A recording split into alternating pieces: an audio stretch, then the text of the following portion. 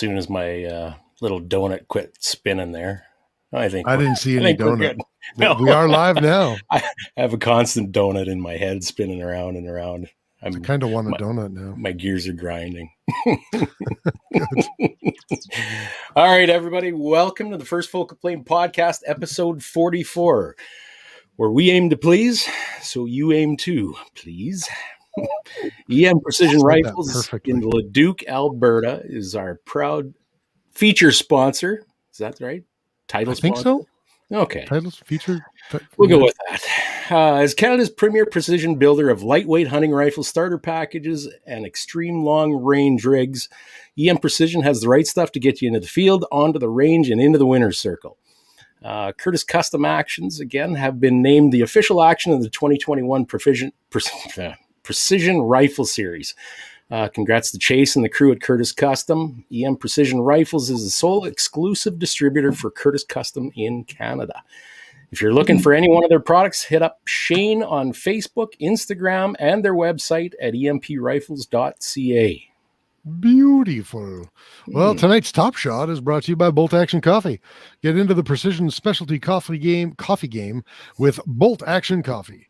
Hand-loaded weekly to ensure quality of consistent flavor and freshness, Bolt Action Coffee is roasted and packaged Tuesdays and Wednesdays, and then all orders are shipped on Thursdays. This process ensures supply order volumes match customer order volume and prevents aging on the shelf. Specially brewed with the precision shooting community in mind. Choose between Scopes Up, Overwatched, Suppressed, and the ever so cleverly named Midnight Canoe Trip. Right. Don't ask. Don't ask the question. No. Don't ask, don't tell. They also have Yeti to go mugs, regular mugs, stickers, flags, and t-shirts. At checkout, use code FIRSTFOCALPLANE, all one word, for 10% off of your order. Because who wants to pay taxes anyway? Find them on Facebook, Instagram, and on their website at boltactioncoffee.com. Wonderful. And our squad leader segment is brought to you by Callsign 66. Callsign 66 is a veterans-based organization founded to facilitate multi-generational passage of information, ballistic applications R&D, and shooter development. The omnidirectional passage of information is key to the community's success and growth, as our organizational philosophy is such that we all have something to offer. Welcome to the Brotherhood. And an upcoming event, just to notify everyone of, is the Positional Fundamentals Seminar on Saturday, May 15th in Consort, Alberta. Is that you, Chris? Apparently there's a dog in my hallway. Oh, no, get it out. All right, Callsign 66's Positional Rifle Seminar offers a 2-day seminar designed for shooters and hunters of all levels to evaluate and train on a series of exercises and drills commonly seen in today's precision rifle series and hunting applications. Students that complete the course will have a proficiency in firearm safety, firearm handling under stress conditions, advanced marksmanship fundamentals, a combined knowledge of their personal capabilities with their equipment, and systematic training methods for future progression. That's a lot there. That's a mouthful, man. It is. You can find Callsign 66 on Facebook, Instagram, and their website at callsign66.ca. And finally, our Canadian content is brought to you by Odell Engineering, the geniuses behind the Canuck line. You're doing good. Start it again. The geniuses behind take two. The geniuses behind the Canuck line of firearms. Odell Engineering is your premium importer and distributor of some of Canada's top brands of firearms, including Bergara, Rock Island Armory, Mission First Tactical, Hyperfire, and of course the Made for Canada Canuck firearms. What is going on right now? Can you hear that? Yeah. You got a little squeaky what toy happens there. When your wife leaves a 1-year-old dog in the room with you. Right. It's got your chew toy, doesn't it? Just push through it. Push through it. Rely on Odell Engineering's expertise in the Canadian market to provide you the best quality in firearms and firearm accessories. Find them and a dealer carrying their products at OdellEngineeringLTD.com, on Facebook at Odell Engineering Ltd, or walk into your local gun store and tell them Phil sent you. Beautiful. I wonder if Odell Engineering makes chew toys for dogs. Ballistic chew toys. You know who makes chew toys? Who's that? Friggin' Costco. Guess where my wife was this afternoon? At least your dog's busy chewing on chew toys rather than your furniture or something like that. It'd be nicer if she was sitting in her kennel sleeping like she was up until about 3 seconds ago. Until you started talking and she goes, hey, yeah. time to get up. Exactly. Holy crap. Hey, so we are joined by Ryan McMillan from Greyboe Stocks and Reactor USA. How's it going, Ryan? Doing good. How are you guys? Good. Hey, we're doing okay. It's a little noisy in here, but nobody expects much anyway, so we're we're scoring all right so far. Yeah.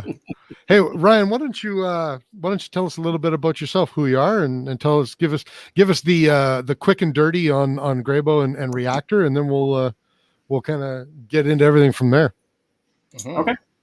Yeah. As far as me personally, I'm a former Navy SEAL. I spent about 7 years in the SEAL teams.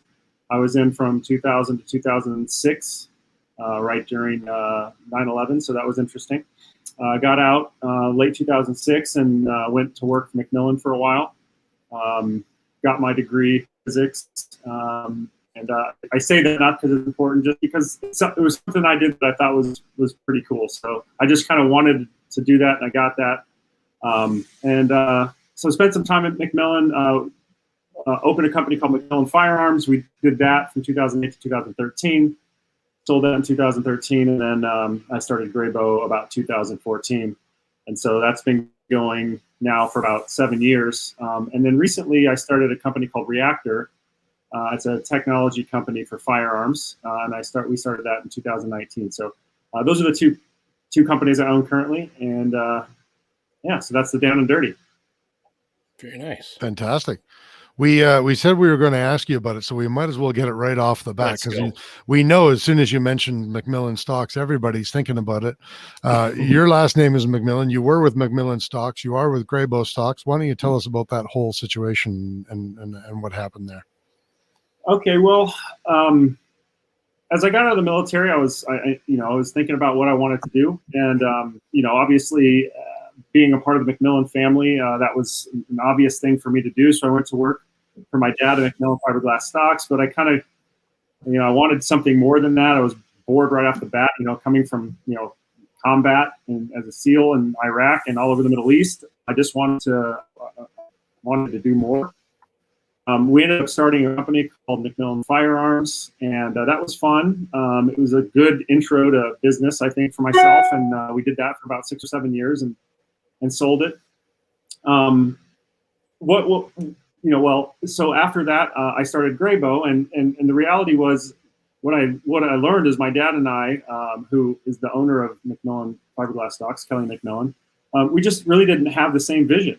We kind of learned that as we started working together at McMillan Firearms, and so it was just something that we just kind of, we just kind of both realized that we didn't have the same vision. I was younger, more motivated. He was, kind of, towards the end of his career and didn't necessarily want the same things I wanted. So as I started Greyboe, we were going to try to work together to build Greyboe, but I think it was kind of our second chance at something. And we realized, again, it just wasn't going to work out. And that was no hard feelings between either of us. It's just kind of how things worked out. And personally, I'm glad the way it worked out. I love Greyboe. It's such a cool company to me. We do so many things differently than McMillan did it. Like, it's fulfilling for me. Whereas being, at McMillan, it wasn't as fulfilling because the company had been around so long. It wasn't my company. It wasn't my company. So that was one of the things that was hard for me. I wanted to really do something on my own, and my dad knew that. And he was. So we just ended up going different ways. And so Greyboe's where it's at now. I really absolutely love being there. I love running that company. It's such a cool company. We have so much potential going forward. and so excited about that. And so, that's kind of the short version of it all. But I think really that kind of captures the essence of what happened. Right. So when you say that, sorry, I think I just cut you off, Rooster. When you say that that you do things differently with Greyboe than your dad was doing with McMillan, what is really different with Greyboe? What are you doing that's different? And like flesh that out a little bit for us. Yeah, it's mostly involved in the process. The heart of everything is the process, your production process. And my grandfather started McMillan Fiberglass Stocks in 1973. As a matter of fact, he started the company, started the idea in 1968. And it was basically hand laying up fiberglass stocks. And back then it was a really cutting edge thing. Sure, but yeah. Fast forward to 2005, 2010, 2015, it's not as cutting edge anymore. And I felt that there was better ways and more efficient ways to make product.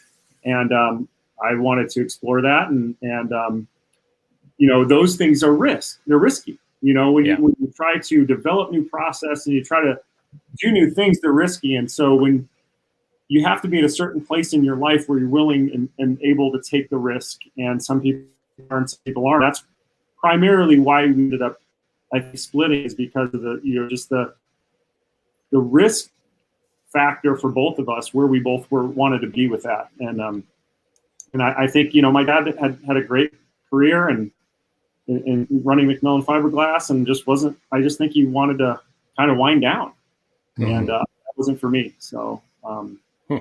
And I never really wanted to get handed anything. That was my biggest thing. That was a hard thing for me. I just didn't like that idea. Yeah. On the other hand, my dad didn't like that I didn't like it in a lot of ways, and so that was tough. I think Sure. He wanted to hand it. I think that's just kind of how he is, and I just didn't. That wasn't. I would imagine most parents probably would feel that way. It sounds like a pretty natural way to feel, I would imagine. Yeah. Right. Yeah. Well, that sounds good. Like it sounds like you guys still have, good relationship with each other personally, and ultimately that's probably the most important part anyway. That's it. Yeah. Right. That's it. So let's talk about Greyboe then. Like what makes what are you guys doing with Greyboe Stocks, and like how are you guys making your stocks now, and how are they different from a lot of the other custom stocks that you can find out there for rifles? So the original vision, like I said, was the process, right? It started with the process, and we felt like we could make stocks just as good or better, quality-wise, for a lot less expensive.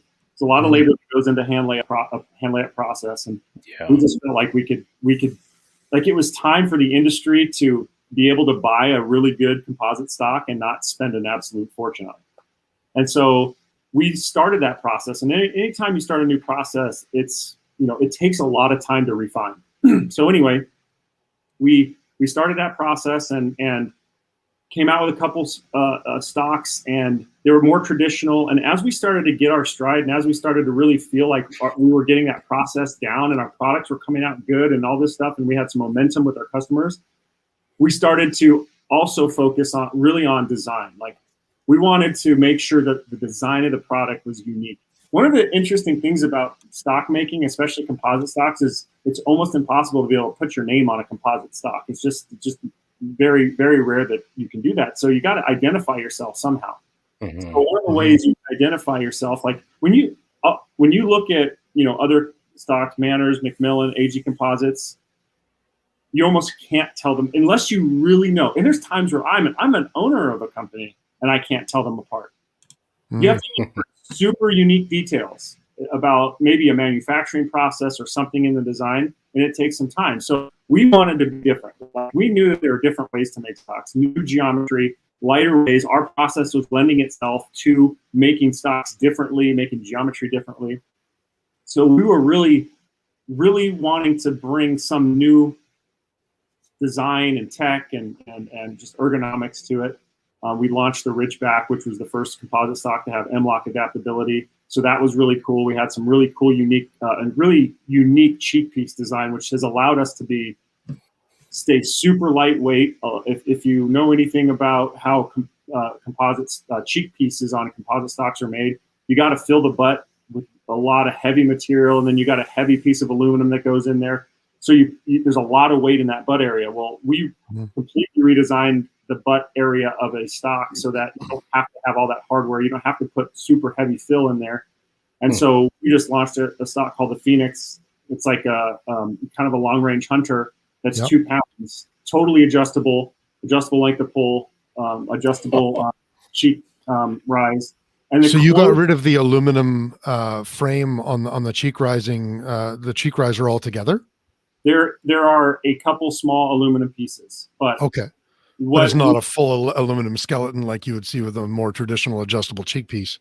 Yeah, that's what you'd normally see is kind of a big block of aluminum that the top part slides in and out of, right? And that's going to weigh 6-7 ounces or something. We have one post with a small like pillar that the post slides in and out of, and then through the geometry of the stock itself, we were able to keep that aligned. And not only that, it's one-hand operation where most of the other stocks have to require two-hand operation. So you can actually adjust it while on the gun. So, did you say 2 pounds on that Phoenix? 2 pounds. Advertised. That's pretty light, hey? It is, yeah. We did our research on this one, and there's nothing even close to that. Like the 2.5 pounds is the lightest you'll get in that class. Right. Yeah. Well, what's a laid up stock? Like a full fiberglass laid up stock? They're somewhere around 5, aren't they? Well, depending on what it is. The cool thing about composites is you can like each stock has I shouldn't say each stock. There's a recipe that you can make. So if you want to make stocks heavy, you can make a recipe to make stocks heavy. If you want to make them light, you can have a recipe to make them lighter. But you can only make them so light. And then when you have to add all the hardware, the cheek piece, and then you have to fill that cheek, because you have to make sure that cheek piece stays in there solidly. So you have to fill that with really strong material, which is typically heavy. So you're looking at the closest competitor to us was 2.5 pounds. So we're, 8 ounces lighter than the closest competitor? Yeah, full half a pound lighter. Yeah. Well, let's really quickly. Sorry, I cut you off. Go ahead. No, yeah, go ahead. I was just gonna say, let's really quickly go through your product line here, because you guys you kind of run the gamut here of what any hunter or really even like a long range shooter might want for a stock. Like the first 3 are kind of obvious. I mean, you've got your Outlander, and that just looks like it's kind of your traditional looking hunting stock without an elevated cheek comb, right? Then you've got the Terrain, which looks essentially like the same thing, but it has an elevated comb. Is that, have I got that right so far? Mm-hmm. So and those are your 2 entry level pieces. It looks like from there you go to the Renegade, which it's got the more what would you call that, vertical grip, more like that pistol grip. Traditional stock vertical grip. Yeah, and obviously an elevated cheek piece there. A little bit more aggressive angles. Is there anything else with the Renegade there that I'd be missing? It's more of a tactical stock. It's heavier. It's got the beaver tail forend, so you have a bigger grip on it. But it's pretty basic. It's more basic stocks. But do you offer them with an adjustable cheek piece, or just solid like it's shown on the website here? We as a custom offering, yes, and that's one stock that will actually we don't actually make it and mold it with a separate piece. We'll actually cut the cheek piece out and use like one of those cheek pieces that I was telling you the competitors use. We'll do that as a custom fit, but we don't offer the Renegade with its own unique Greyboe cheek piece. It's a custom deal. But we do sell it, and you can buy it right off our website. Oh, is that right? Okay, fantastic. Mm-hmm. So I have a Renegade sitting here. Do you? I do. You betcha. It's in my 6.5 Rooster. Oh, there you go. It's a great bloody stock. After the Renegade, you go to the Ridgeback, and you've already talked about the Ridgeback a little bit. It seems like that's the first one that has an adjustable cheek piece with it, and it looks like it's also the first one you've got with M-Lock on the side of the stock there. It also looks like that's maybe a little bit. Is that a bit of a heavier stock as well? It looks a little bit more squared on the forestock. It's our most tactical stock. It's what people use for PRS. It's more, it's got all kind of the bells and whistles that people want. So yeah, we're not too concerned about the weight on that one. As a matter of fact, I think one of the things that we'll do in the near future is probably increase the weight. It's probably a little too light for a lot of people who are shooting PRS. Oh, wow. That's what I was thinking when we were talking about what was it, that other one, the Phoenix. I was just thinking that's a bit of a departure for a tactical stock that guys are going to. It seems like heavier and heavier stocks, putting weights on stocks and all the rest of it for PRS. And my poor old shoulders can't handle that anymore. But just before we move on, real quick, Miles was asking what the company name was again. It sounds like he's driving, so I answered him in this, but we'll mention it on audio. It's Greyboe Stocks, and that is an American company, so you got to spell Gray the American way. It's Grayboe. You were telling us offline that's your it's named after your son. So yeah, I have two boys. One's name's Gray and one's name's Bo, and so I figured. Oh, well, there you go.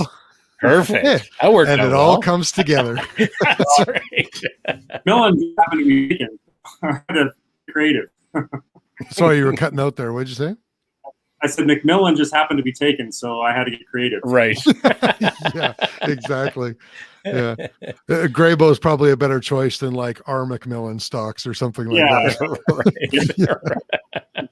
Right. Okay, well let's keep going up the line here real quick. So after the Ridgeback, you've got the Neo, and it looks like the Neo is kind of like your more skeletonized stock. Maybe is it more of a modular stock? It has a pistol grip on it. Yeah, is it modular at all? Yeah, the Neo was our first chassis, what people would call a chassis, right? So it was important to me that we weren't just stuck in pigeonholing ourselves in composite stocks. It was important that we were able to also make aluminum stocks.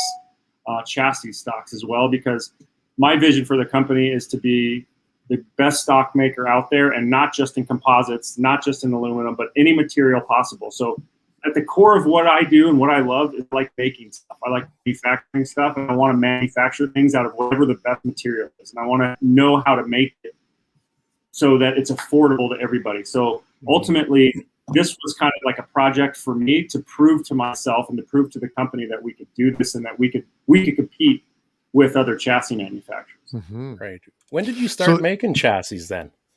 We launched the Neo. When did we launch the Neo? 2000. It was 2020, early 2020. I would say June or something. That's still pretty new. Yeah, it's relatively new. And the Neo is primarily aluminum, or like aluminum with composite, or. Well, it's aluminum with the exception of, the pistol grip is like it's magnet pistol grip, so plastic, and then the butt pad. Those are the only things I think on there that are not aluminum. Fantastic. Well, after that, you go up to the Phoenix. That's your real. Well, actually, why don't I just leave it with you? What is the difference between the Phoenix and the Ridgeback?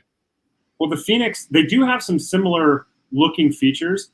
What we did with the Phoenix is we leaned it out because we knew this was going to be a hunting stock, where the Ridgeback is really a tactical stock. We weren't concerned about taking weight out, right? So Phoenix, we looked at this, we were like, how do we get it as light as possible with keeping it as strong and rigid as we need it to be?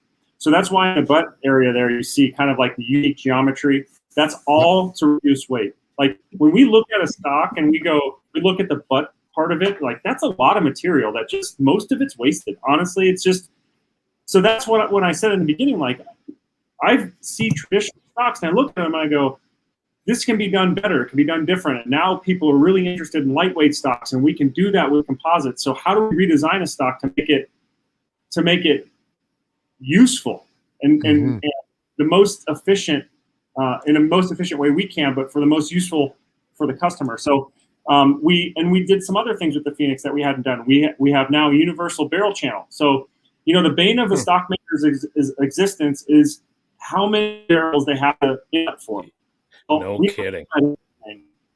Everything that we make is straight out of a mold.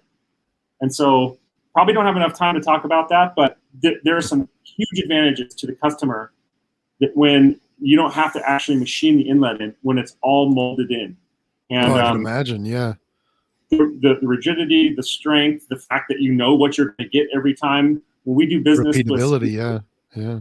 repeatability. Yeah, when we do business with some of the rifle manufacturers, that's one of the biggest, or gunsmiths who buy repeated stocks from us. That's one of the biggest compliments we get, is that they can always trust our stocks to fit. Oftentimes, you get other stocks from other people that because they are machined, it's one process over and over, right? And they can make mistakes. And Sure. our stocks, we design the mold and we make the mold. And once the mold's made and we make stocks out of it, we test them. And once they're good all the time. They're not changed. And so it's a great thing about how we make product. You're kind of the Henry Ford of stock manufacturing. Well, It's just like you're seeing what other people are doing. And you're like, well, how can we make this more efficient? How can we make this a better price point for the customer? Oh, assembly line. Great idea. You know? Right. Hopefully he's of a little better character than Mr. Ford was. Yeah, well, we're not talking about personal here. We're No. That's great. Well, okay. So you got one more here. And I mean, if the Phoenix is light, the Trekker has got to be lighter. How, like, it weighs kidding. like, is it under 1.5 pounds? it is 20. Well, we advertise it at 23 ounces because we don't like anybody to get a stock that's overweight. But most of them are coming in around 21 to 22 ounces. Oh, wow. 20. So let's say you split the difference. Say that's 1.375 pounds for those of us who don't speak ounces. So our goal with that one was just like, okay, let's just make the lightest stock on the planet. And how do we? So when I told you about with the Phoenix, we looked at the butt stock. The butt stock's the primary place you can take weight out. How do we take weight out? So you look at the Trekker and it's all hollowed out. It's super unique. Nobody is going to mistake that stock for anything else but a Greyboe. So that's no doubt. Hey, is that a magazine compartment that you've kind of chopped out of there, or is it functional, or is it just for making the stock? Oh, you mean underneath? No, it's just for taking pieces out that you didn't need. Yeah, we did a video, our launch video, and a guy ate a bowl of cereal out of it. So we had some fun. Just in case you're hungry while you're hunting. Right. In case you suck at the actual hunting. Right. Flip that sucker over and fill her with Wheaties. Yeah. Whatever. Well, that's cool.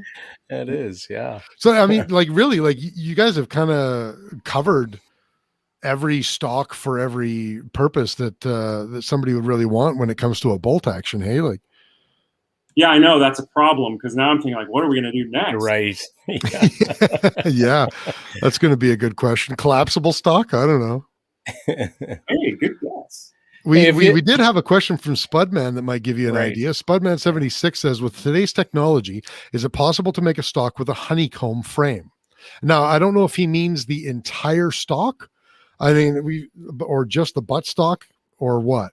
Be an interesting concept. Or is he talking about? I think he's talking about internally. Hey, so it's not a solid stock internally. Yeah, I mean, so there are honeycombs coming. I'm not an expert on honeycomb, by the way, so I'm just You're not a bee. I'm not a bee. But I would imagine that. Well, let me say this. Yes, you could do it. The problem is, well, not the problem, but it would actually be easier and probably just as light to fill a stock with foam rather than honeycomb. And honeycomb, I don't think has extremely great strength properties. I think it's just there to add some strength and to really take away a lot of the weight. So foam is a good thing to fill a stock with if you need to fill it. To just give it some deadness or to give it some support where you need to, but it's a good thought. Honeycomb might have a purpose. I mean, and now I think in stock making, I think we're getting to a point where we're, not just us, but other companies are relatively advanced. That might come down to little details like that. I mean, can you put some honeycomb somewhere and it actually give you some kind of advantage? Right. And it might be the case. That'd be tough to make a mold for that, though. Especially on around it, you'd have to mold around it. It would be inside. You'd mold around it. Yeah, you bet. Yeah.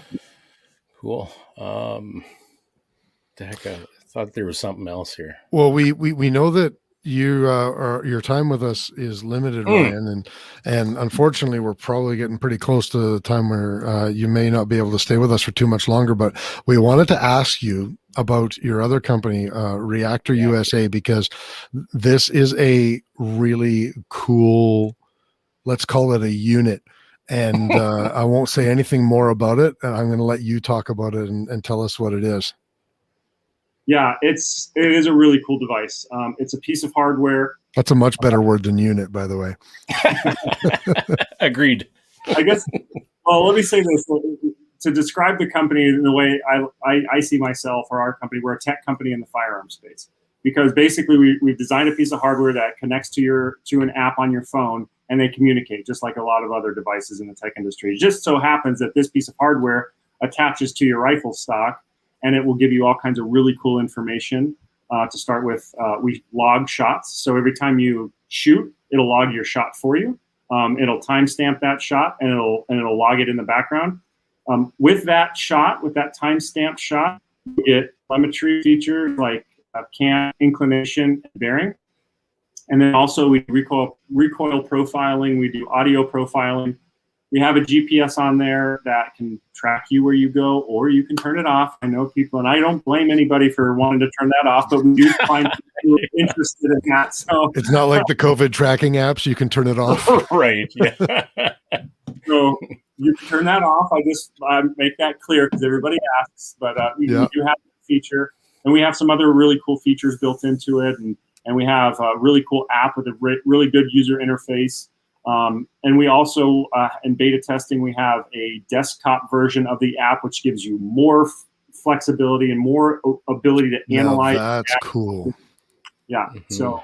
So is it cloud-based, or does it store your information locally, like in your app or on your desktop, or? It's stored most of the information, most of the data compiling and everything like that goes on in the app. We are trying to train, and there's issues with that.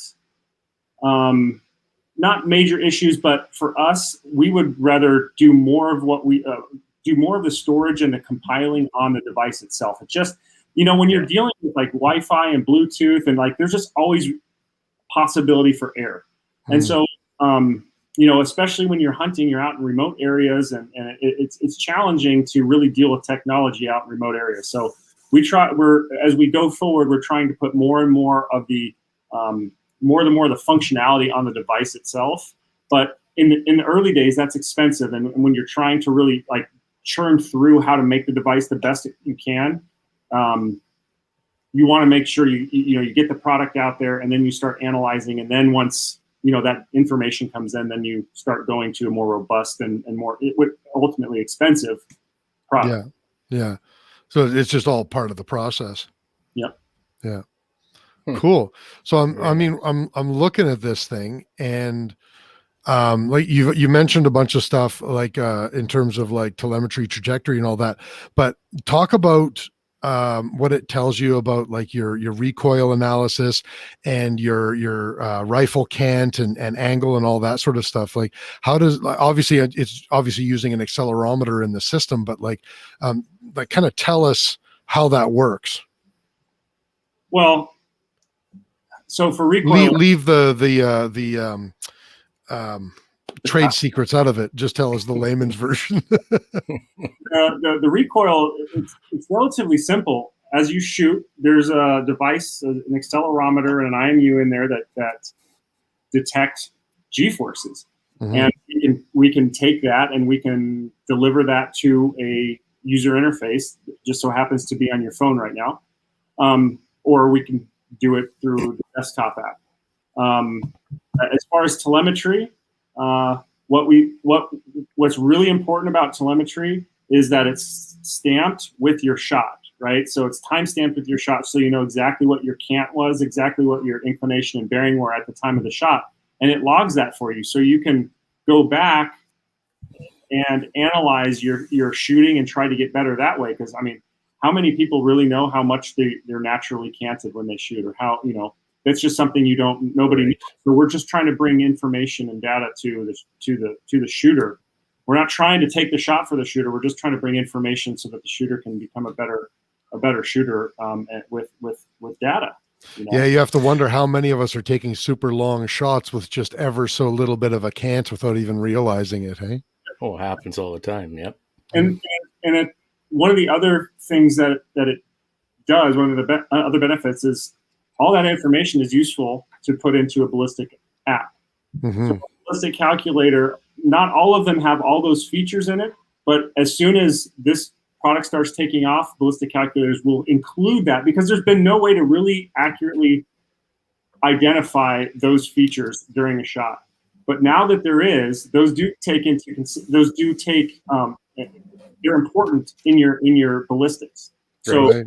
we're already working with a company. Hopefully within, I don't know, soon we should have a ballistic app. We'd like to have a ballistic app built in to the device itself, so that we're constantly feeding that information into the ballistic device, and so there's just a direct line for the data to go to be useful. I was just going to ask if there's any ambition of pairing up with some sort of ballistic program and to share that information with that system, like a Kestrel or whatever, right? Same thing. So the Kestrel's the same deal. We've been talking to Kestrel. Anything that's Nice. got Bluetooth, we can accept into our system and log automatically. So it's just a matter of getting far enough down the road to where we compile all this information and all these different parts and get them working together. It's really a matter of bandwidth and resources of our people, Right. Yeah. on the programming and stuff. So. Well, I'll tell you what, anything that does my math for me when I'm shooting, I think is a good thing. Right. It wasn't my strongest subject in school. Yeah. Well, that's really cool. Mhm. I know you're a little bit short on time here. Is there anything else that you want to get, that you want people to know, either about Greyboe Stocks or about Reactor? Well, I think we've covered the high points on both companies. I think I think both companies are. I just think they're really exciting. I'm excited about them. I've been I'm owner of Greyboe for 7 years, and I've never been as excited as I am now about the future of it. Reactor has such a bright future. It's just the beginning, as far as what I want to say. As far as just this, just bigger thing coming. I think this is just going to snowball into more and more stuff, and I'm really excited about it. And I come check out the website. Right now, I should say this. Right now, if you're watching this and you're interested in the Reactor device, you can go on our website, and right on the homepage, there is a place where you can register to get your version-free Fusion module for free. So you can register and be in line. So what we're doing is like a registry, and it's a first-come, first-serve. So if you get in line and you're in line and your time comes and we got the Fusion modules, and we basically, I think we'll give you probably 24 hours to buy. If not, we're going to the next person. So go online, go on reactorusa.com and register for the Fusion module to get in line. And otherwise, if you wait till they come out, they may not be available. Yeah, well, I'd imagine that your biggest problem is manufacturing enough units at this point, eh? Well, and I don't know if you guys know this, but electronics, electrical device, anything electronic is so hard to get right now. So yes, we've had some real challenges sourcing components. So we've worked through it for now, but for now. Well, at least you're not making ammunition right now. Oh, yeah. I know. Well, guys, I appreciate it. I do have to jet, but it's been fun. Thank you for having me on. Yeah. Thanks for joining us, Ryan. It was really great getting to know a little bit about your company, and hopefully we can have you on again when we can better figure out the time with you. We told you the wrong time, and that's our fault, but we really appreciate that you were able to join us for 40 minutes anyways. Absolutely. Thanks, guys. I appreciate it. All right. Have a great night, Ryan. Take care, man. See ya. Bye. Well, that was Ryan McMillan. Mm-hmm. Yeah. It's got a bit of stuff on the go, hey? Man. You know what? I don't know what they do to those guys during buds, but like Navy SEALs just seem to have this Oh, I'm only Go. juggling 3 balls. Oh, fuck that. I need 5. Right, I need more. Yeah. Yeah. That's pretty crazy. Good for him though, like Yep. it seems like he's Absolutely. doing some good stuff. I'll tell you what, that Trekker stock, You don't like ask that, me, hey? don't ask me why, but I like it. I mean, it looks dumb. It looks like it looks like somebody took a bite out of it, but I don't care. I want it. It looks really great. And I like 1.5 pounds. Come on. Is it because you feel your man boobs would fit in under that cutout in the rear stock, in the butt stock there? Yes. I think that would accommodate you very well. Yes. Yes, I have very large pecs. man boobs. Right. That's you know crazy. what? Could you imagine someone looking at that and thinking that they're supposed to like shoulder it like a rocket launcher? That would fit right on your shoulder. You know what? There's not a lot that surprises me anymore. I could definitely envision that. I want to see that photo. Right on. That reactor, I'm just looking on the website now, and the Fusion module version 3 reservation says sale on the picture there. Sale for $0. Oh, scanning code of practice. Do they have a scanning code of practice in the US? They've got multiple mounting options too, like M-lock or Picatinny, or M-lock and Pic. I think they just send you a different. Yeah, it's just a little mounting plate that they send with it. I'd be interested to know, and I didn't obviously didn't ask Ryan what MSRP is on that unit. If you actually choose an option on the website, it looks like the baseline version 3, because it has $299 and then crossed out. Oh, okay. And if you get their upgraded, I should have asked them about that. I meant to. It says they have an upgrade that's a 50 kilohertz, 500 grams secondary accelerometer.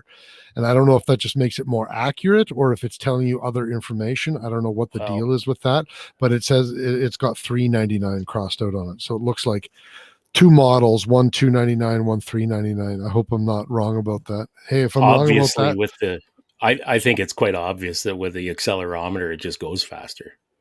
Isn't that how that works? Yeah, that's exactly how that works. That's the way my brain works anyway. it's like having speed holes and nitrous. Yeah. Yes. Or a honeycomb stock. Or a honeycomb stock. Fast. You bet. We should have asked them what that secondary accelerometer did. And you know what? If we actually read their website, it might actually say a little bit further down.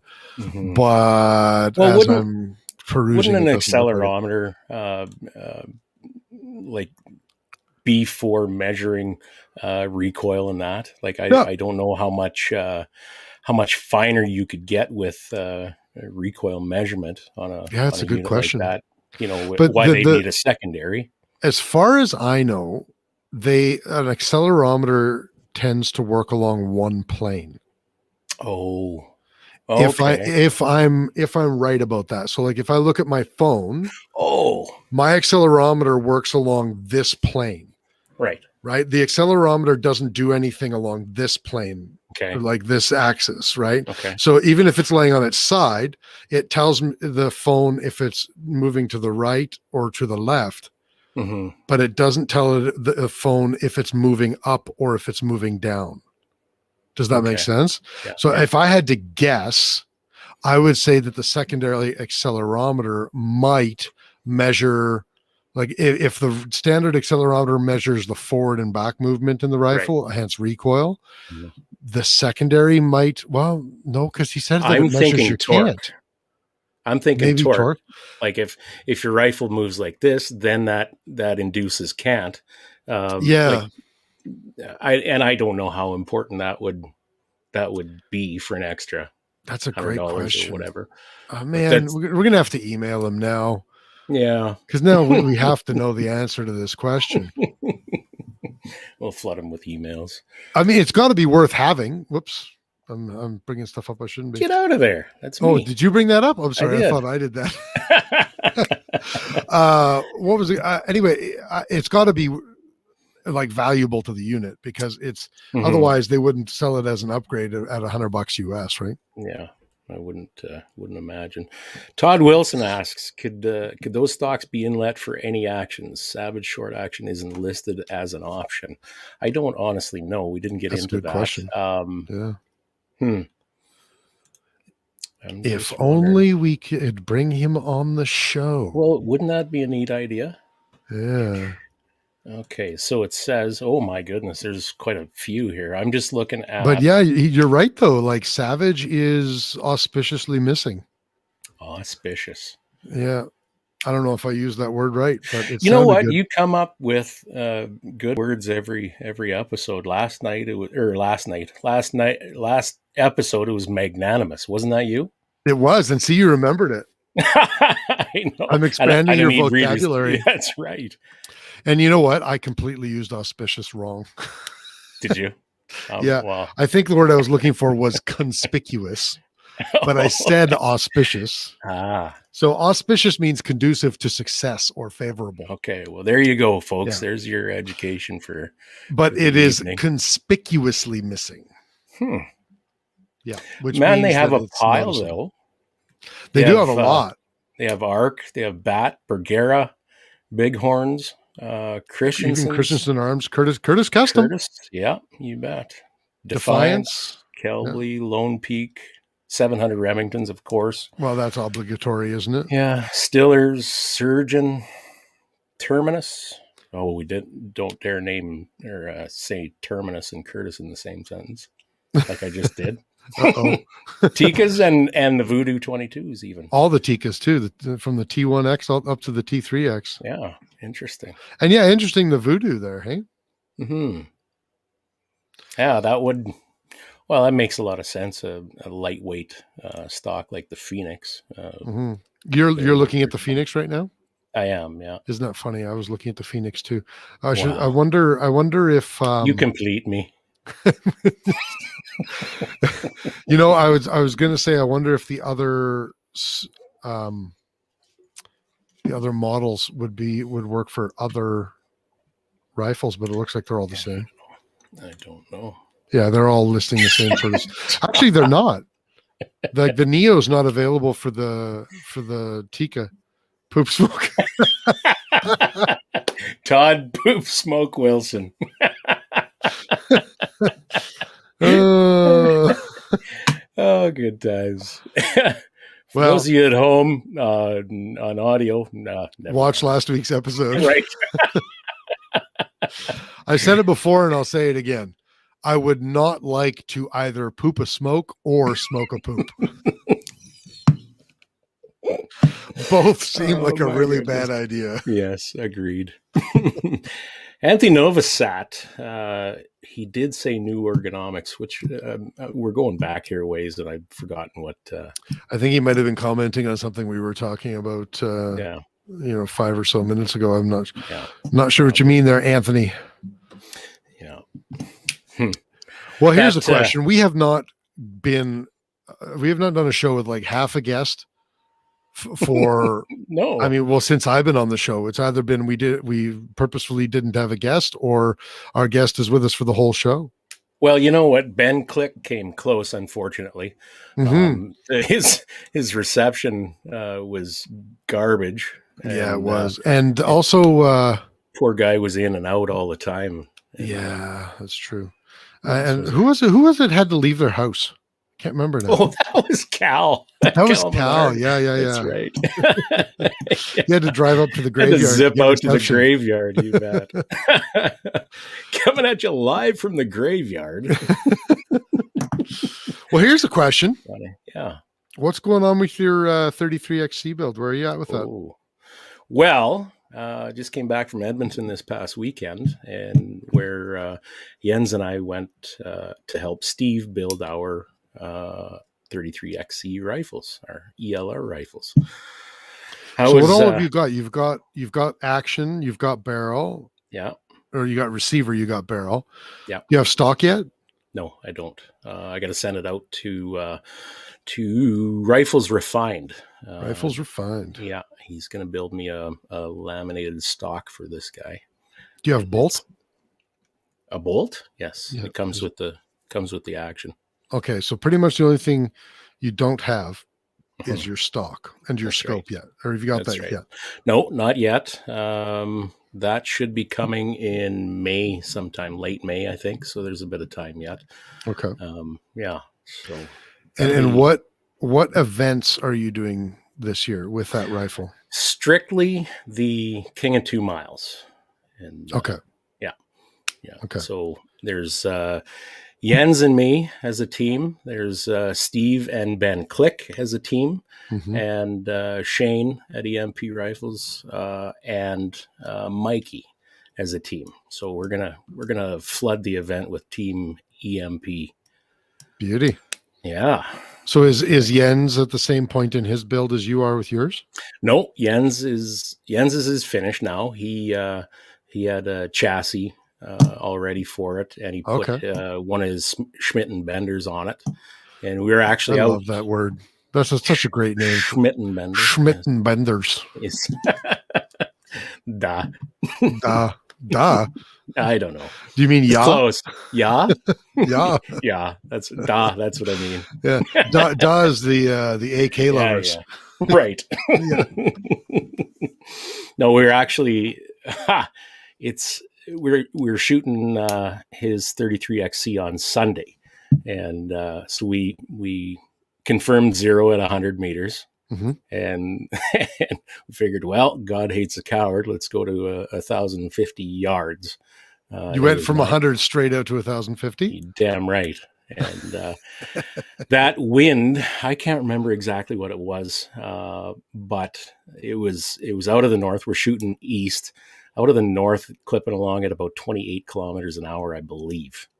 Okay. And so we dialed up, made the call, and Yenzi let her loose, and it landed about 4 inches at 4 o'clock from the center of the target. So I'd say it's pretty dialed in, at least for that distance. It worked out quite well.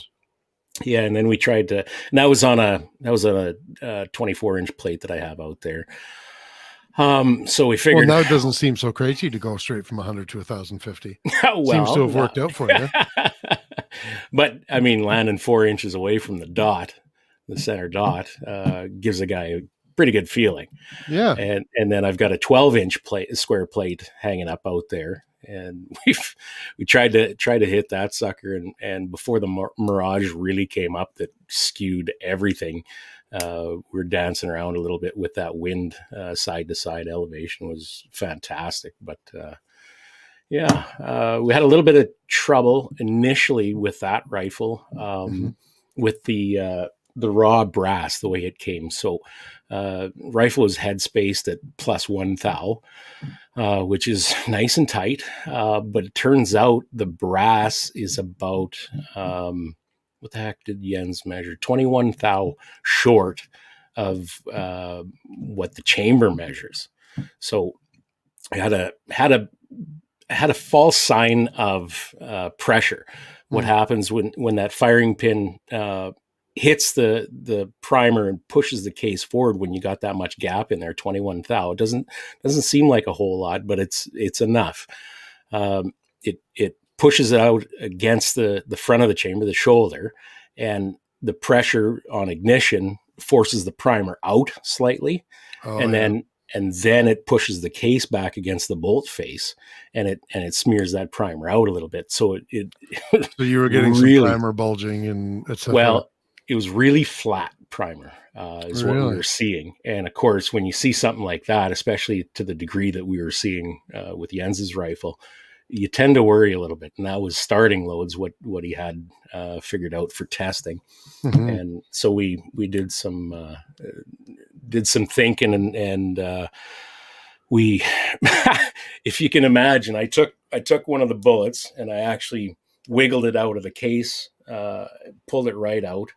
And then we took, man. Yeah. Remember, Shane, these are tools, not instruments. All right. That's fair. We took pliers and squished the case mouth just enough that it would hold that bullet again, so that bullet's mashed into the lands and keeping the case back against the bolt face, and we Mhm. fired around, and the primer acted as normal, nice rounded shoulders and that, and so we figured out, diagnosed that was the actual problem, because we didn't have any measuring tools at the So you just duct tape the fucking thing and pretty said, much go for it. Well, it was educated duct tape. Educated duct Yes. taping. Yes, There's a new term. Let's put that in the dictionary. That's right. Yeah. That's good. Okay. So Mm. did Jens end up rifling his own barrel?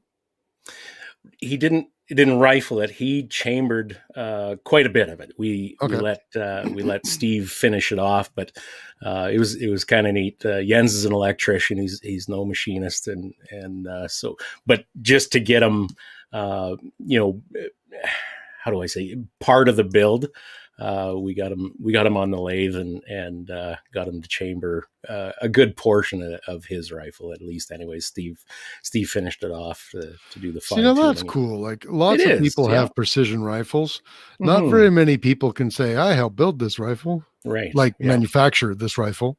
Right. That's pretty cool.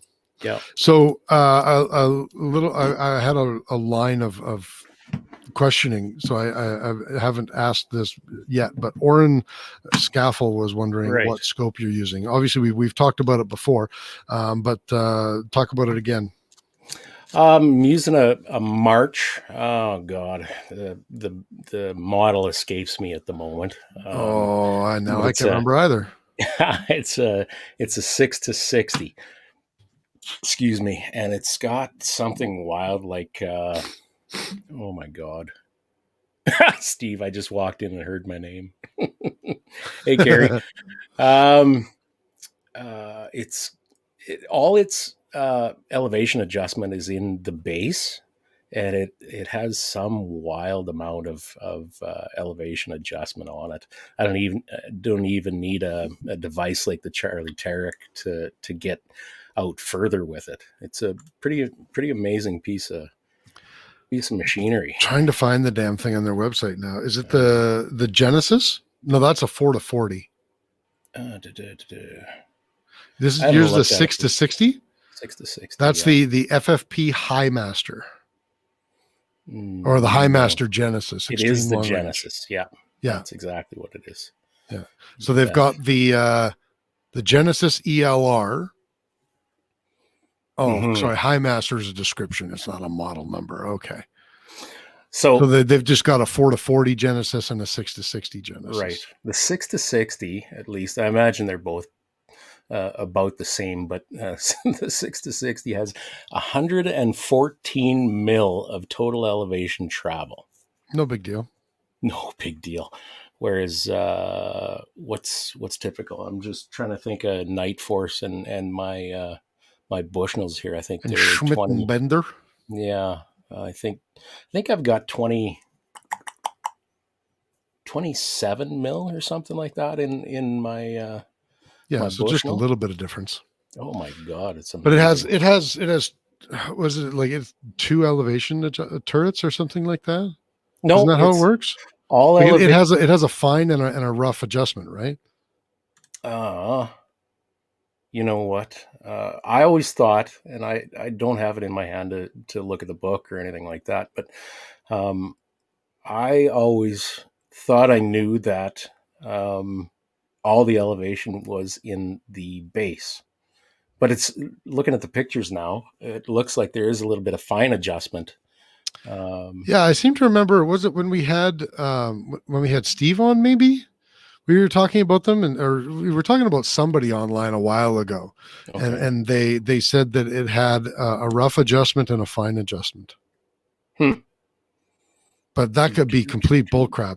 If anybody knows the answer to that, hey, Steve's on. I mean, he just walked in and heard his name. If it was you, Steve, fess up. Was it you that told us that? I don't know. Yeah. Anyway, so when are you expecting the scope and the stock to get here? Like, when are you going to get to go bang with that thing? I don't know. I'm thinking it'll be June now. I'm hoping it'll be. Hey, just in time for the lockdowns maybe to end in this province. Yeah, maybe. it's time to get out to different ranges to see what that whole setup will do. And I still have to bed that stock once I get it back from Rifles Refined. Yeah.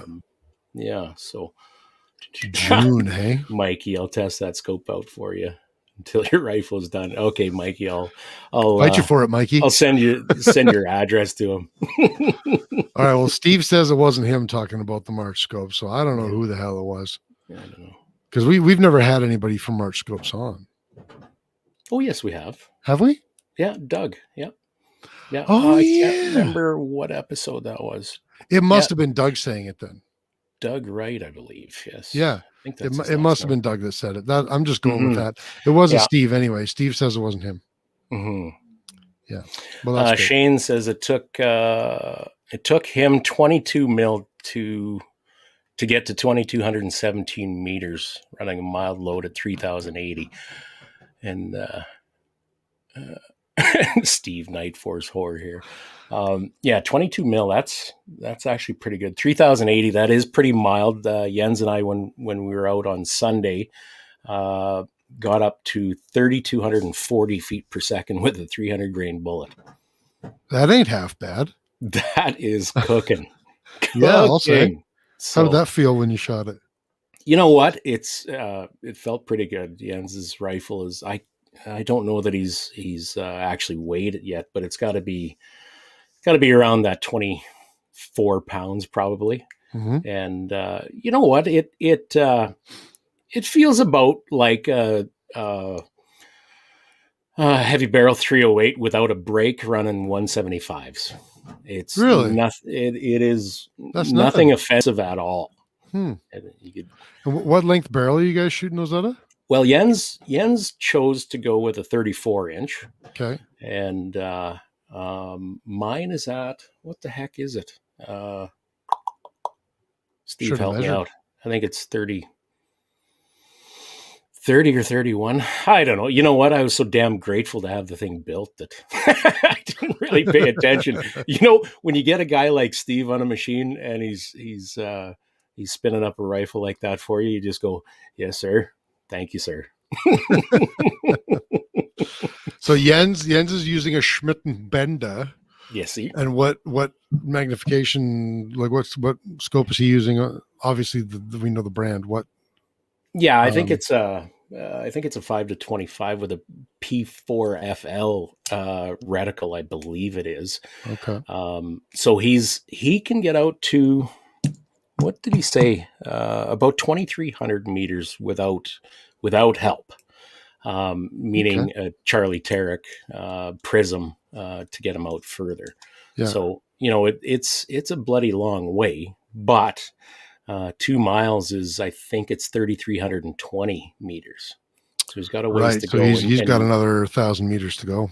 Yeah. And he needs a Charlie. Oh, sorry. Jens is on. It's a 5-5 PM2. 5 to 25 PM2, yeah. H59 reticle. You bet. There you go. Excellent.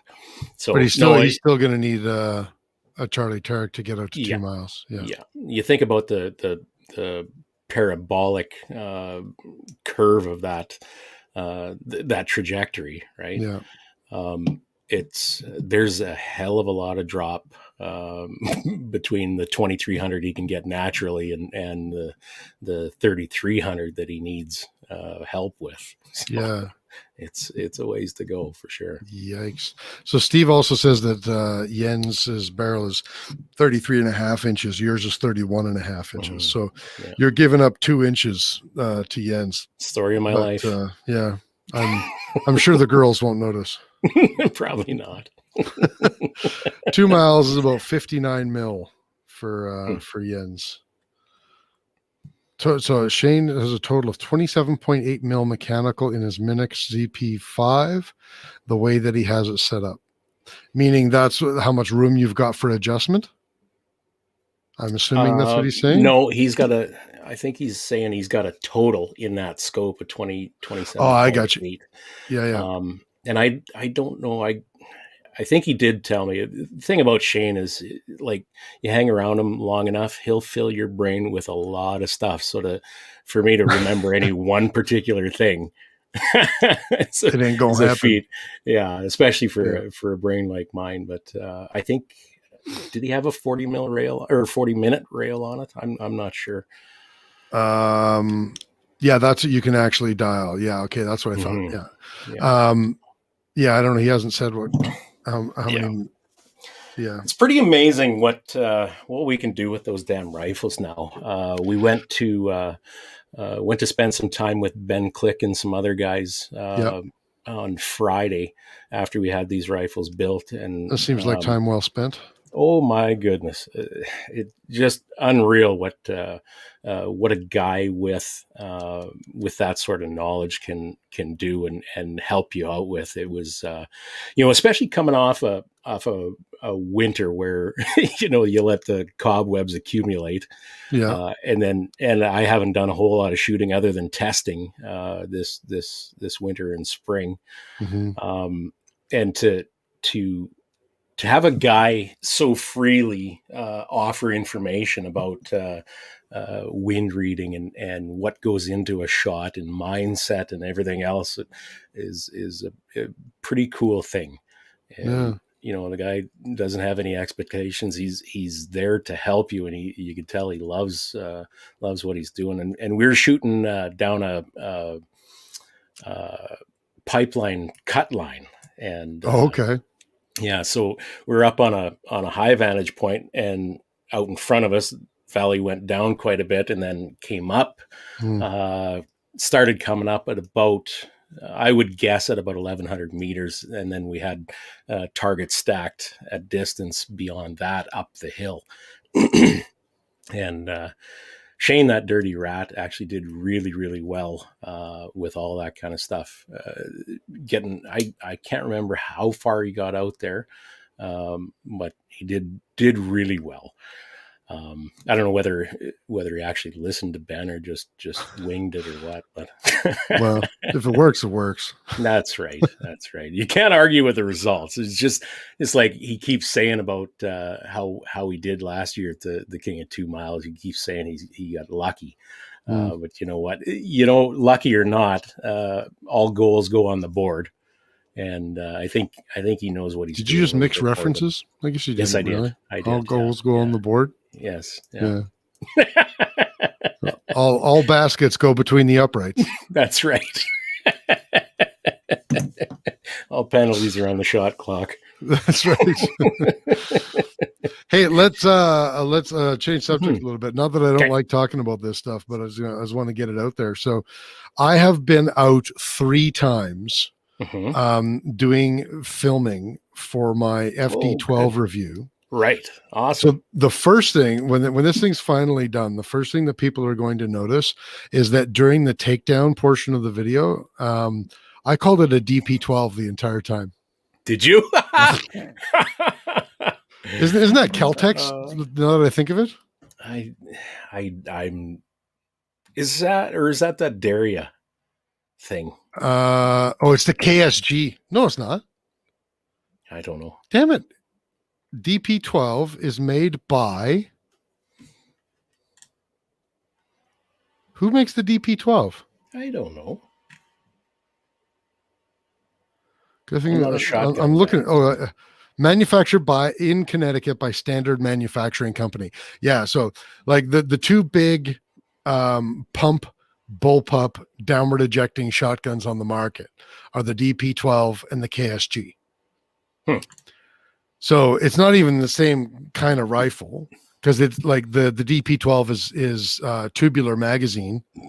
It just feeds and ejects the round out behind the action, so it's kind of like a bullpup, but it's also a pump. It's just, I think the DP12 is the double barrel, I think. So when it goes, you rack I can't remember which is which. One does one does the other. Where one of them is, I think the DP12 is you rack the shotgun, and then you squeeze the trigger once and it fires 1 barrel, and then squeeze the trigger again, it fires the other barrel. Oh, you're kidding. And the Kel-Tec KSG is very similar in that it has 2 tube magazines, Mhm. but there's a switch to switch which tube magazine you're feeding from. Oh, So it's okay. still one charge, one shot, whereas the Mhm. DP12 is one charge, two shots. Anyway, the point Hmm. being, I'm reviewing a completely different friggin' shotgun. It's a semi-automatic bullpup, and I called it a DP12 the entire time while I was taking it apart. And I've never even shot a DP12. I don't know it from Adam. So you got to redo the video, is what you're You saying? know what? I'm not even going to do that. And Ken, I think the KSG looks awesome. Ken Andrew says he loves his KSG. I would love to have a KSG. I don't want to. What is it? The KSG? They call it the 12 and the 24 is the two lengths of the magazines, I think. Okay. I want a 24 because you put shorties in there, you can fit almost 50 rounds. Is that right? Yeah, I think if with shorties it fits like something like 24 rounds per Oh my. magazine, and there's two magazines in it. Okay, so shorties, what are they good for other than scaring your cat? Well, there's cats need to get scared. I mean, Like, I don't not that I'd want to get hit by one, but I don't know I what got a sort lot of of meat on practical my purpose ass, there but- is, but I think it still fits. I think is it 24 2 3/4 inch shells, Is that right? if I'm not mistaken. How Like heavy it's is that sucker? well loaded. I'm betting it's pretty heavy. Anyway, the kidding. KSG is awesome, but that's not what Mhm. I'm fucking reviewing. Neither is the DP12. Anyway, I'm not even going to go redo it again. I don't care. I'm a one take wonder. Ask my wife; she'll tell you. So all I'm going to do is I'm going to put a little like speech bubble every time I say the word DP12. I'm going to have a pop up on the screen that says "Nope, FD12." and just, I'm going to leave it at that. So, but that's filmed, that's done. It's rough edited, it's ready to go. But I've been out 3 times shooting. One was sorry, 2 were just getting B-roll. So I'm just like, I set up multiple cameras and I'm just like going through the rounds with this thing. Mhm. And I think I went through, it must have been a little over 300 rounds. Oh, you're kidding. With a fucking 12 gauge. Holy smokers. So I had like little bruise marks all over my shoulder, but it didn't bother me until I was done shooting. Yeah. So it's just whatever. But I got like tons of film of me just shooting and Right. stuff like that. And I've got a little mount for my action camera that it's a little Picatinny mount for my action camera. So I got a couple of shots of like action shot where you just see the gun on the screen, like first person shooter style. So that was pretty nifty. Got a couple of as many different angles as I could think of to get. Did a couple of trying to, fire a shot and then trying to, change the magazine to like doing some remedials and that sort of stuff. Yeah. I'll tell you one thing. Here's a spoiler. I try to think of the purpose of this shotgun. Okay. So can this shotgun be used in place of, let's say, like a Typhoon for 3-gun competition? Unless you're really comfortable with bullpup manual of arms, I'm not so sure. Because I'll tell you one thing, doing a tactical reload is one thing when you're holding a magazine that's designed for 5.56 or 2.23 or even 308. It is a completely different thing. So the like a tactical reload where you're pulling your fresh magazine and then you're holding it offset as you eject and grab your magazine, and then you rotate and you insert the fresh magazine, and then you retain your partially spent magazine. Sure. It's one thing to do that with those types of guns. It's completely another type of thing to do that with a magazine that holds 12 gauge shotgun rounds. It's so fat, so that when you try to hold it offset, but it's like this wide in your hand with like 2 magazines side by side, right? Okay. So I like, call me like Trump hands. I don't know, but Trump hands. But I cannot retain the magazine, the partially spent magazine to do a tactical reload on the damn thing. Yeah. So it's just impossible to do a tack reload for me. Also, and this is something that I'll go through a little bit more because this is constructive feedback, I think, for Odell Engineering as well. The magazines do not like to drop free. Oh. They can, but it is inconsistent. Are they poly magazines or steel? No, they're still, well, they're probably aluminum, to be honest with you. Oh, okay. But they're not poly. They're steel. They have I think they might have a poly butt plate on them. Yeah. Now that I say that, I'm not sure. I gotta take another look. But the magazine itself is definitely not poly. But there's a what do you call it? Where it, originally done with the AR or the FN FAL, I think, where they put the ridges in the magazine. Oh, okay. I forget what they call those ridges, but you know what I'm talking about, right? It's basically patterning on the side of the magazine for like structural integrity and stuff. Right. The way that it's done, corrugating, sure, great term. Yeah, let's look that up. The way that it's done on these magazines, sometimes when you eject, the corrugating on top of the what would you call it, the hole where the magazine release catches onto on the magazine, you know what I'm talking about? Yeah. The indent.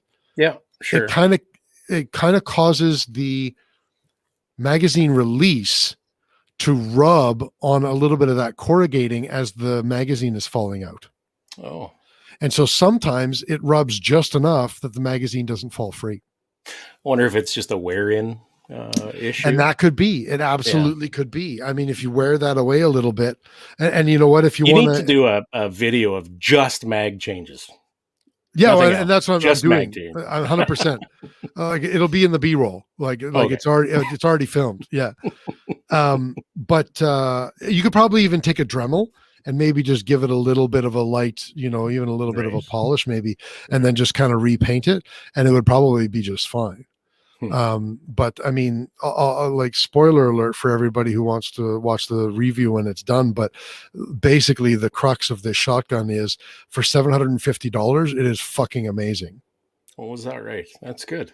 But it's still $750. So you can't expect that it's going to be the same as a $1,500 plus. Right. Yeah. You know what I mean? Yeah. Like, I think it's really great.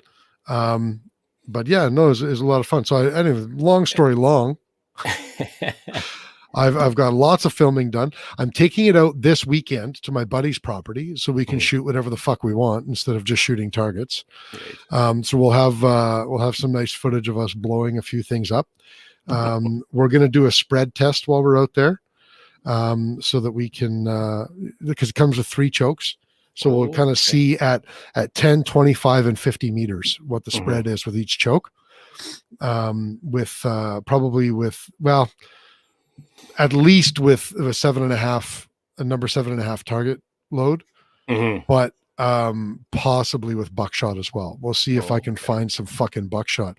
I wanted to do a Magnum buckshot, but I can't find any Magnum buckshot in any stores right now. So we'll see. So your opinion about that trigger, does that still hold? That you love think it's great? Is that right? I really, really like the trigger. That's good. Sean thought it was a little bit squishy. I didn't think it was really squishy. There's not much take up on it. There's a little bit, but not very much at all. And I thought that it had a for a bullpup, I thought it had a really nice crisp break. And the reset on it is like, it's almost like it clunks back into reset. Oh, so like is that good no or bad? Way. I like it. Okay. I mean, I imagine it's subjective, but I like it. For sure. I don't think there's any way that you're going to accidentally not know that you've reset the trigger. Yeah. But I like it. I did some when I was doing my B-roll, I did some like rapid shooting, just trying to dump magazines, and I thought it went really well. That's good. And I'm probably somewhere at this point. I'm probably somewhere around 500, maybe a little over 500 rounds through it. Oh, wow. And I've had exactly 2 malfunctions, which is, and both of them were nature. Both failure to eject. Oh, okay. So basically what happened is it grabbed the shell and spun the shell sideways, but the ejector didn't quite let go of the lip of the shell, Gotcha. Yeah. and it just got stuck there, and then the bolt closed on it. Hmm. So yeah. So that thing must swing nice. Like its overall length is Short. yeah. It's really nice that way. Just an I think extension of the your greatest purpose for this thing is if somebody's looking for a modern semi-automatic hunting shotgun. Mm-hmm. Something that before I say that, I'll say this. I did a little bit of accuracy testing with slugs. Right. So I got some of those score bear banger slugs, because why would I get lighter target load slugs? That would just be stupid. And I did the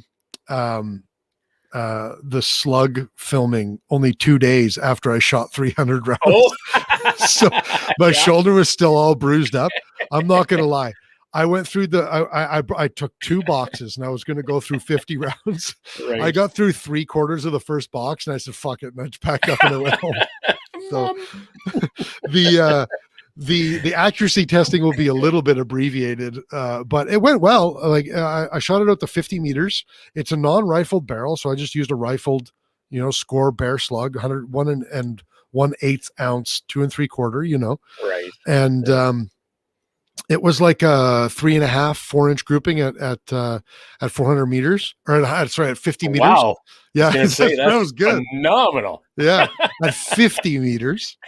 But I was also just shooting it off my elbows. Like I wasn't shooting it off a bag or anything. So I think that's more than good enough, right? Yeah. Spudman wants to know if it's cycled high and low brass well. Well, I'll tell you this. It likes heavier loads. Those, you can tell that it likes heavier loads because it spits those score slugs about twice as far as it does the 7.5 target load. Oh, wow. And I was using Challenger low brass number 7.5, and that's what I've put probably a little over 500 rounds through, and only had 2 malfunctions. So the short answer, yes, Budman, it does seem to like it. I've had 0 malfunctions with slugs, but I've only shot maybe 20 slugs out of it. So I have tried some double-aught buck through it. And I had a little bit of Magnum double-aught buck left, and it really liked that as well. No malfunctions, spits it real far, and handles it really well. Anyway, the long story short is, when this thing is done, I hope it's going to be entertaining to watch. I'm trying to make it as fun to watch as it is informative to watch. And at the end of the day, for a $750 shotgun, buy 2. That's awesome. And take it hunting. Good. It comes with everything you need. Comes with a 2-round magazine, comes with a sling. It's way more ergonomic than any standard configuration shotgun that you're going to go hunting with. It's like half the length. You get your grandpa's Browning A5 or whatever, the overall length on those things is what, like 18 feet? Yeah, right. I think overall length on this bullpup, I haven't measured it, but overall length can't be much more than 26.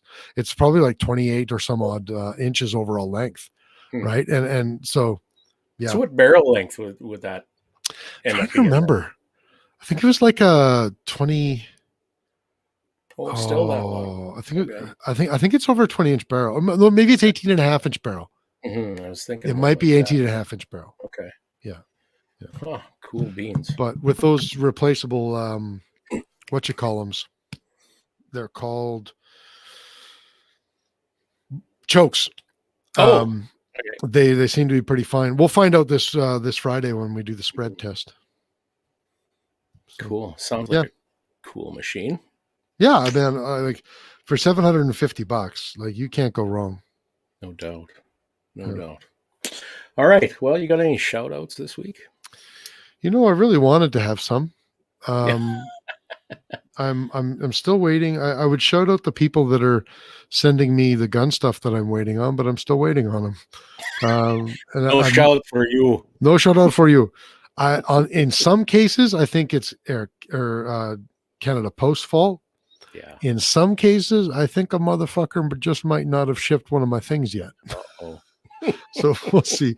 In fairness to that person, they're probably quite busy right now, but God damn it, I've been waiting for like 5 months for this thing already. Yeah. So it'd be nice to have it. But Yeah, I bet.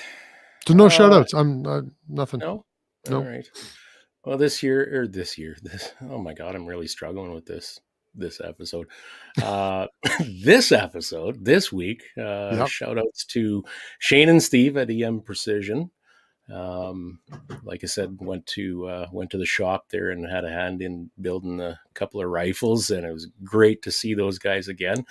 With Shane, it's always a good time. It fills you with knowledge, and just I'm overflowing by the time I get out of there. My how do I say the your cup is full. Yes, it is very much. And Ben Click for the shoot on Friday, all the knowledge gained from that guy. And again, my buddy Jens for doing all the driving to go to Edmonton and back. There you go. Yeah, there's so many things shooting wise I couldn't do without that man. I'm telling you, he's a gamer. He's a keener. It's always good to have a driver. Absolutely. Yep. And plus, he let you shoot his rifle because yours isn't ready. That's true. I think I'm going to have to return the favor. Although mine's a stock and his is a chassis. He's a bit of a chassis snob. He's not a. Oh, is he? Yeah, you bet. Germans. Well, you know what? Well, to each his own. And you know what? One thing I can say for Jens is whenever he gets onto something and researches something, it's there's never halfway with that man. Yeah, never halfway. That's good. So, absolutely. Well, I lean on him so bloody much because I stick my head into work, and that's about all the hard drive I have. Work and a little bit of home I know stuff. You're not a technology guy, but hard drive would be like your long-term memory. You're thinking of your RAM. Okay. The only RAM I know is up against the wall. You're still working with a 4 gigabyte RAM system instead of a 16. I'm working with a bloody Coleco, man. Ooh, 32 bytes. I adore my 64. There you go. Although I'm a 32, I came out before the 64. Well, you know, the good part about being old is that. Thanks for reinforcing. Oh man, I was trying to think of something. Yes. The only thing that popped into my head is arthritis. Right. Yeah. Oh, enough of this horse shit. Good to have you done? here. Is that it? Yeah, let's go. Oh, let's go. All right. It's One thing we should have mentioned at the beginning of the show, and we should mention just before we go. So when I couldn't be on a couple of weeks ago, a bunch of people messaged me, and they were like, "What happened? You weren't on the show? Are you not on the show anymore?" I was like, "Fuck, settle down. It was just one episode." I was like, "Are you trying to pump your own tires here?" No. There's a point to this, I promise. Okay. So I had to tell people that I didn't have a falling out with you guys. I was busy and I wasn't able to be on the show that week. So we should probably mention we didn't kick Sean to the curb. Yes, Sean is still on the show. Yes. He just couldn't make it tonight. He's on the road and he's road weary. That's right. Whether he's back at the hotel yet or not, but the reality is that he snubbed us. We didn't snub him. That's right. Good show. So I just thought we should mention that before we go off. Yes. Well, hey, excellent. We didn't get to keep Ryan as long as we would have liked, which is unfortunate because I think we could have talked a lot more. Who would have thought that stocks would be that interesting to talk about? But I actually enjoyed that conversation. For sure. He was good, for sure. It would have been nice to be able to talk to him a little bit longer, but maybe we'll be able to have him on again. Yep. Somewhere down the road, you bet. Hope everybody else enjoyed it. Thanks to everybody who joined us. Thanks to everybody who asked us questions and made comments and et cetera, et cetera, et cetera. If am I supposed to read this or can I just wing it? Read what? This you can like us on Facebook. Oh, do it. Read it. I'm just going to wing it. Whatever you want. Fucking wing it. All right. Well, how about that? If you guys like what you're watching or like what you're listening to, get a like. Hey, share this around to your friends. And don't forget, if you haven't liked our page on Facebook yet, like that mother fudger. And you can find us at ffpp.com. .ca.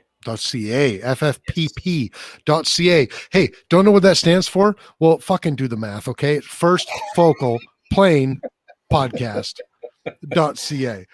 Put 2 and 2 together, you got ffpp.ca. How's that for winging it? You got to know that there's somebody out there with my RAM that that is listening that needs that help. I can't be the only one. At least I hope not. Somebody's like one finger typing right. F. Right. Hey. Hey. I don't see the dot key. I see a period. I resemble that remark. There you go. All right. Big shout out to John Johnston and his band, the Dirt Road Scholars, for the kick-ass music. That we can't play live. No, we can't. You know what? We're going to anyway, I think. But do it anyway, yeah. And all of our audio listeners will get it for sure. You betcha. All right, folks. Make sure you join us next week when we discuss new and crazy things to do with guns and firearms and TBD. Hopefully nothing at all to do with cigarettes and fecal matter.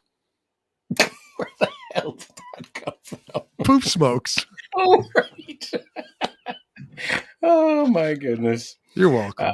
All right. Sayonara, everyone. Bye.